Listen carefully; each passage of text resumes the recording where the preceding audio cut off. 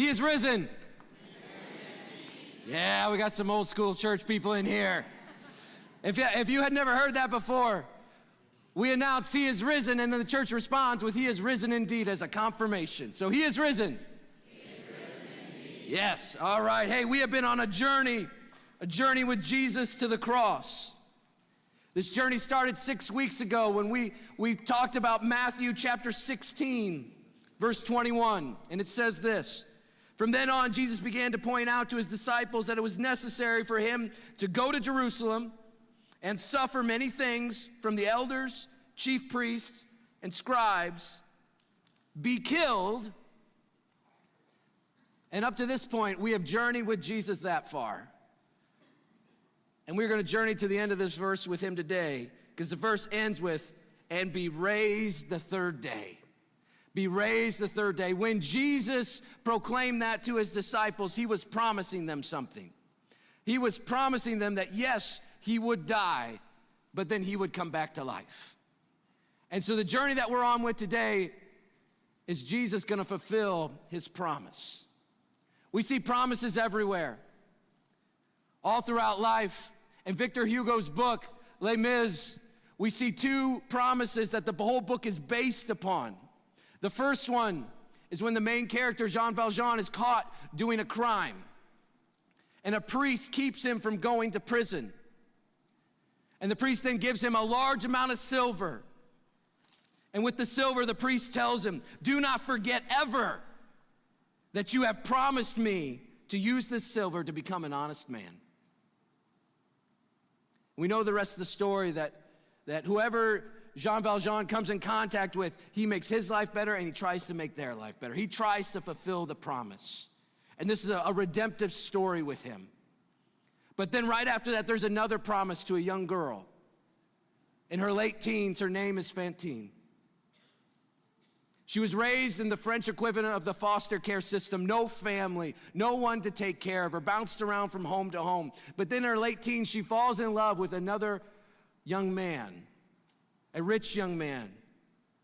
And him and her with his friends, they go all over France, having great dinners and being at parties, and they have a good time, and she falls in love with him. Then one evening while at dinner, him and his friends, the other guys, stand up, and they tell the ladies, we'll be right back. We go to prepare a surprise for you. They promise that something fun is coming. And as the young man walks out, Fantine looks at him and says, don't be long, and he promises her he'll be back. Well, time goes on, they're still sitting at the table, and eventually a note comes from the men. And the note is a joking note that says, we have left. We will never see you again. Don't come looking for us. We're gone. Fantine is heartbroken. She goes back to her room where she weeps. And the book says it was her first love. She had given herself to him as to a husband, and the poor girl had his child. The broken promise of a man who leaves a young lady, and now she has no one to love her, no one to care for her, no one to watch over her, and she's pregnant. One story, two promises. Many of you have experienced people keeping their promise to you. Many of you have experienced people breaking their promise to you, and the negative impact of that. Today, the question is Jesus someone who keeps his promise or not? Let's look at Matthew chapter 28, starting in verse 1. At this point, Jesus has been crucified. He has been killed. He is buried. He is in the grave. And then the religious leaders go to Pilate and they say, hey, this Jesus guy promised that on the third day he'd be raised to life. Go send guards to make sure that nobody messes with the tomb. So Pilate sends Roman soldiers to seal the grave. So the Roman soldiers stand outside it. It is sealed. And then we come to chapter 28, verse 1. After the Sabbath, as the first day of the week was dawning, Mary Magdalene and the other Mary went to view the tomb. There was a violent earthquake because an angel of the Lord descended from heaven and approached the tomb. He rolled back the stone and was sitting on it. His appearance was like lightning, and his clothing was as white as snow. The guards were so shaken by fear of him that they became like dead men. The angel told the women, "Don't be afraid, because I know you are looking for Jesus who was crucified. He is not here, for he has risen just as he said. Come and see the place where he lay.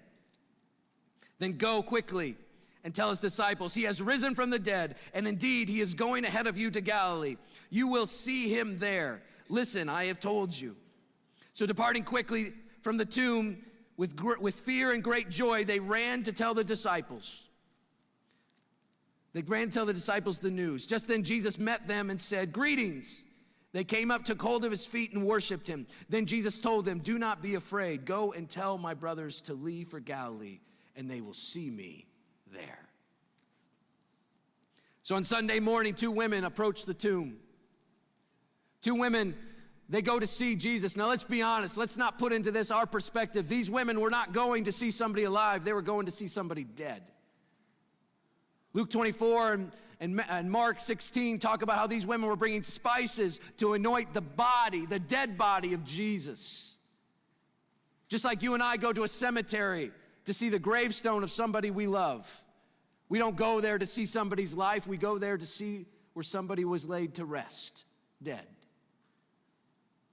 And so these women are going early in the morning while it's still dawn to view the tomb. Now, where were the disciples? Why were these two women going alone? John 20 tells us that the disciples were locked in a room.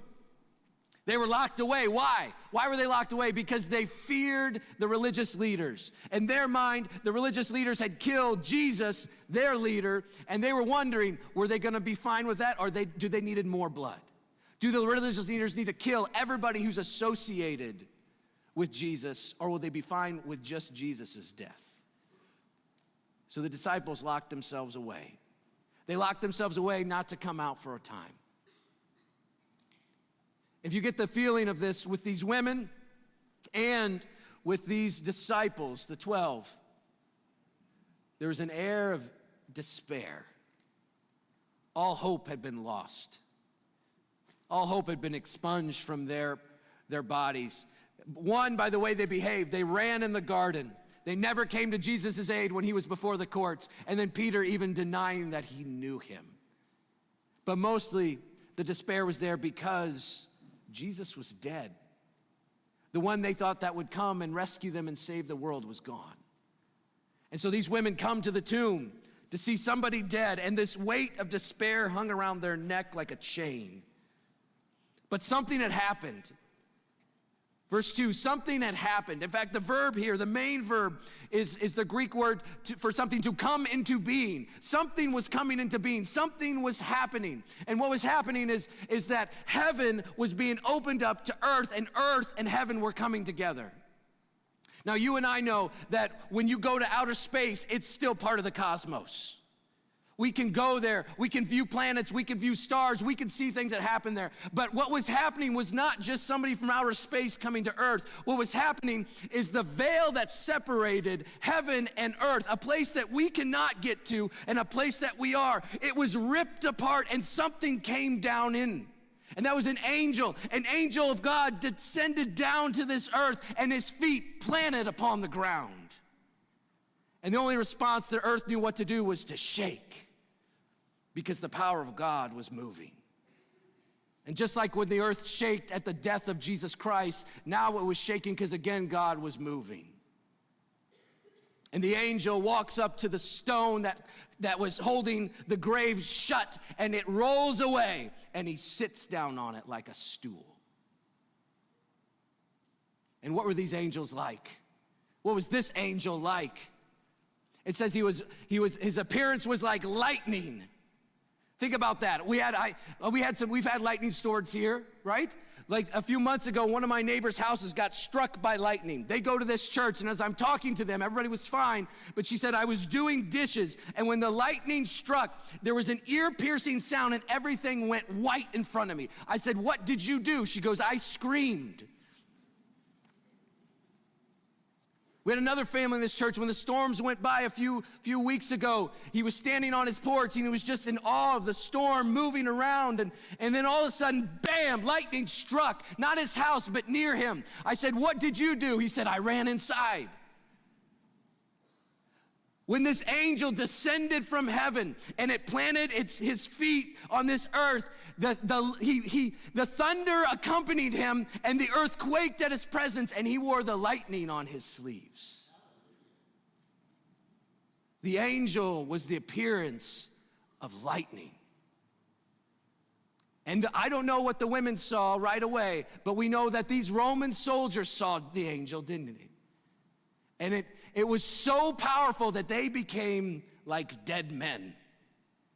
These soldiers who were the most trained in the world, that had the greatest army in the world, that had been trained in battle, not just in boot camp, but had been trained in battle. They had viewed the most ugly thing you could ever see in this world. They had experienced the most terrifying experience of people screaming at them with weapons in their hand, descending on them as an army to kill them. And what did they do when the power of God was presented in front of them? They fainted.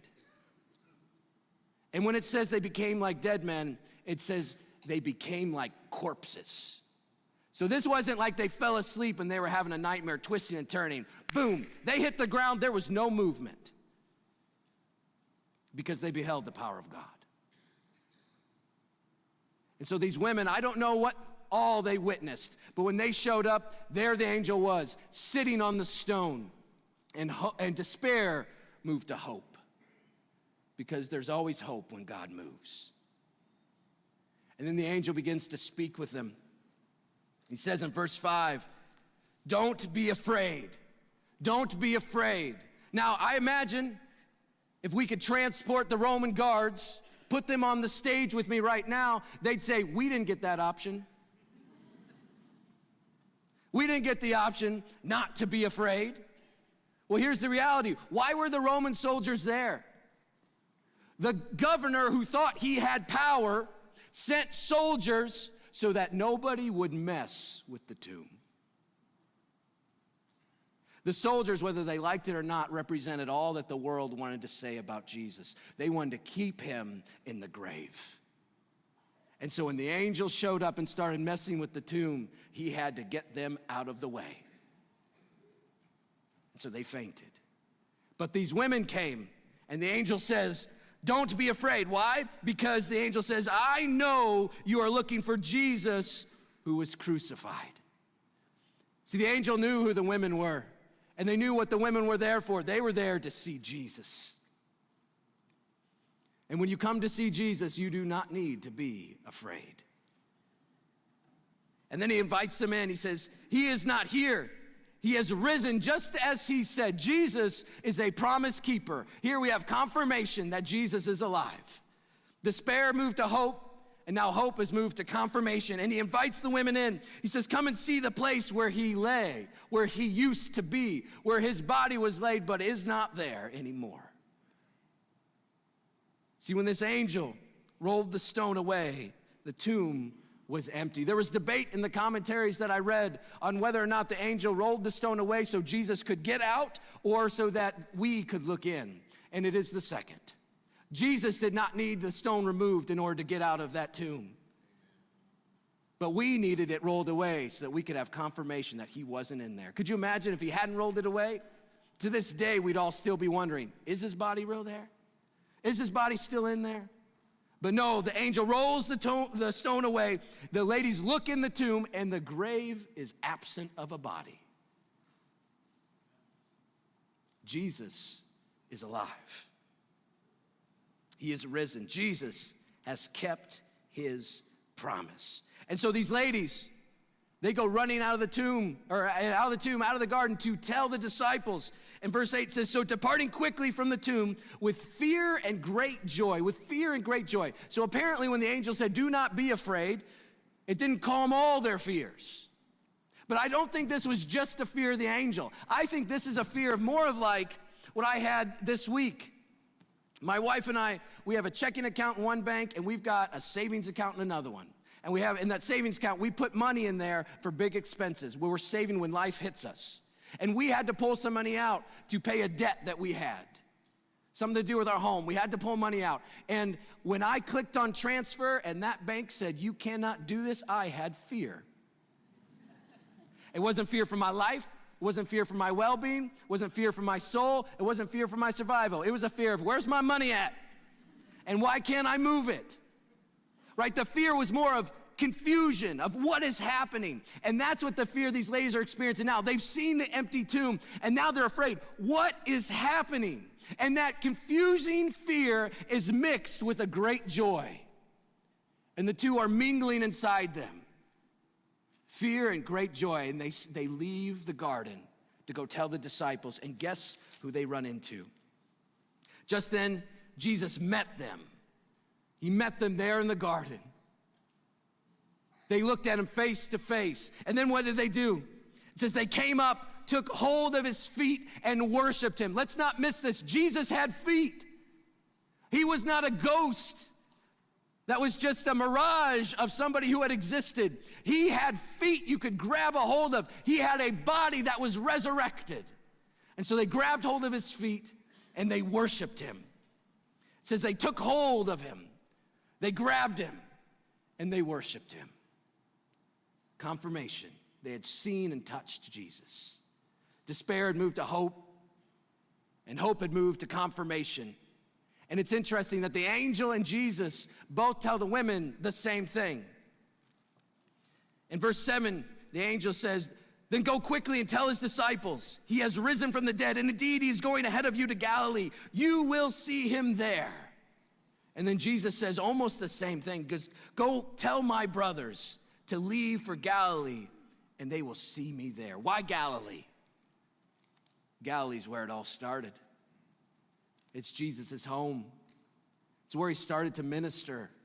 It's where he first started to preach, where he first started to heal, show signs. And so he tells the disciples, go home and I'll meet you there. And the angel and Jesus tell the Marys to go and tell the disciples this. Despair has moved to hope. Hope has moved to confirmation. And confirmation has now moved to proclamation. To go and tell others. Go and tell others what? Go and tell others that Jesus is a promise keeper. That all the promises he has made, he will keep. Why? Because he promised us that he would die and he would come back to life. And he kept it. And what promise is greater than that? What can happen in this world that is greater than that? What can happen that is more powerful, takes more effort, takes more authority than somebody who was dead coming back to life? The answer is nothing.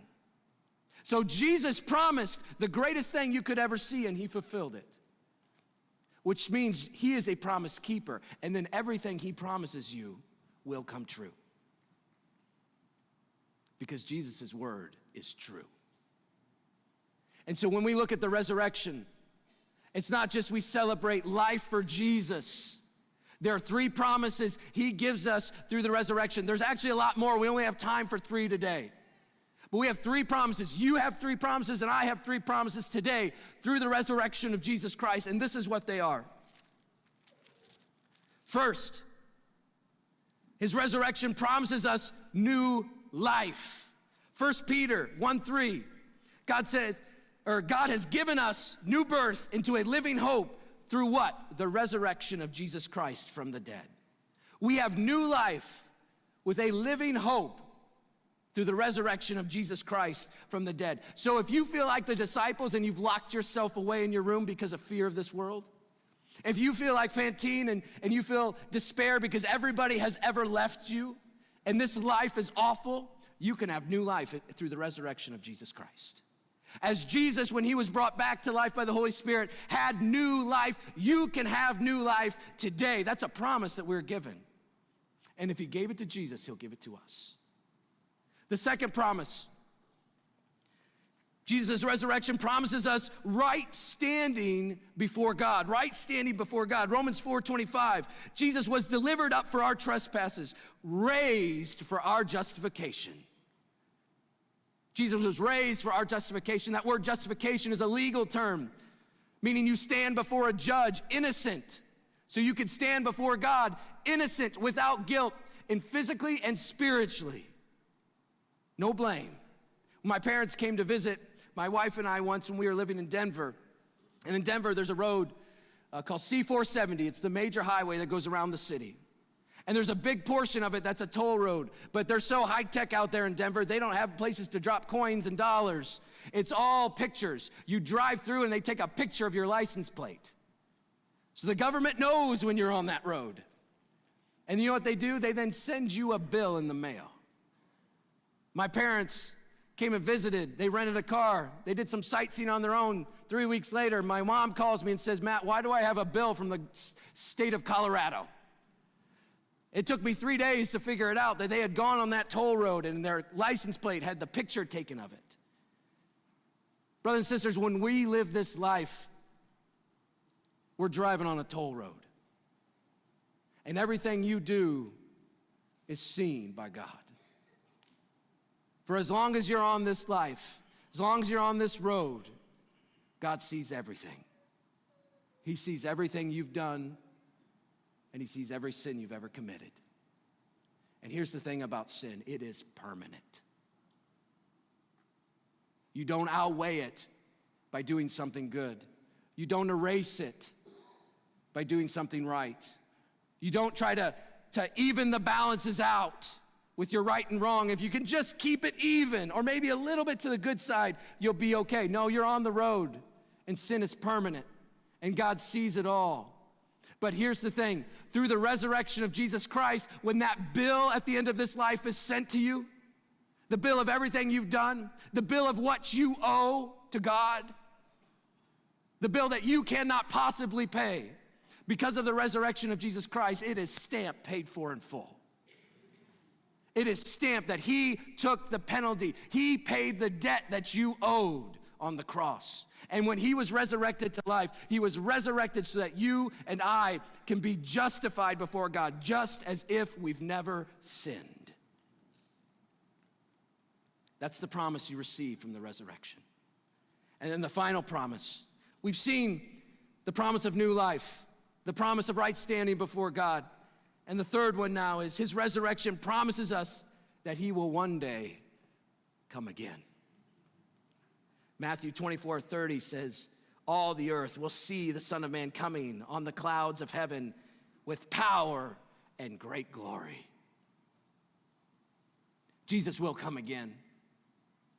And just as the sky was rolled back when that angel came to this earth, the sky is going to be rolled back again, and the Son of God, the heavenly trumpet will sound, and Jesus will descend to this earth. And as he left us through the clouds, he will come back. And for many of us, the day will be one filled with joy, because this life, which is full of heartache and hardship and awfulness, will be done, and we will experience a new life in heaven, which is literally described as paradise. But here's the thing. That day is described in the Bible as the day of the Lord. And if you read the book of Joel, the day of the Lord is not wonderful and beautiful for everyone. Joel talks about it being a day of terror and horror. Because when Joel writes his prophecies, he's talking to Israelites who have turned their back on God. So when Jesus returns, it will not be joy for everyone. Because some of us in here have turned our back on God. And what I'm telling you today is that you don't get the first two promises without the third. And if you don't have the first two promises, the third is not promised to you either.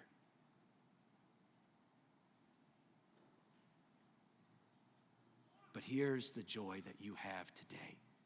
Romans 10 talks about how the gift of this new life God offers with extended hands all the time.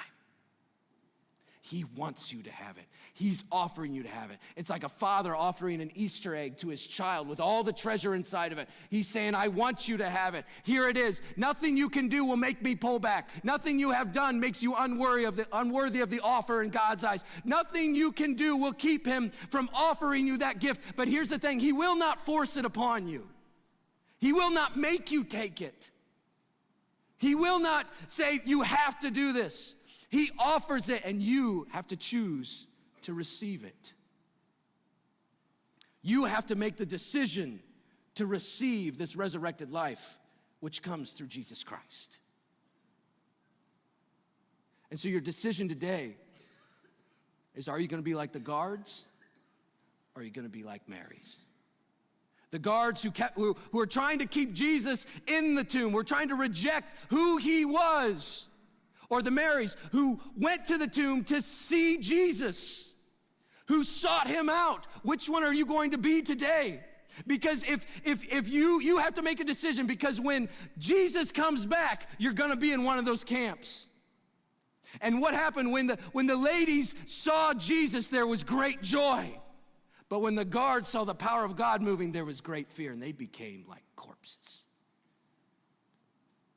The decision is yours. Some of you I see shaking your heads. You know the life in which I speak.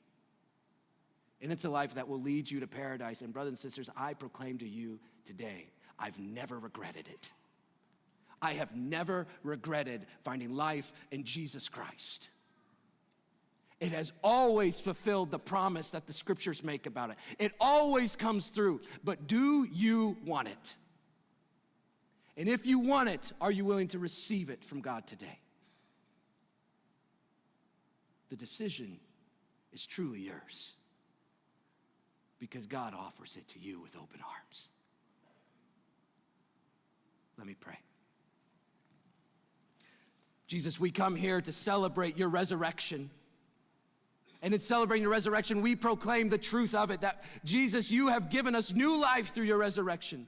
You have justified us in your resurrection, and you will come again resurrected on the throne, and you will rule. And God, I pray for everybody here today, that if there is anybody who has not received the life which you have given us, that they would receive it today. Holy Spirit, move.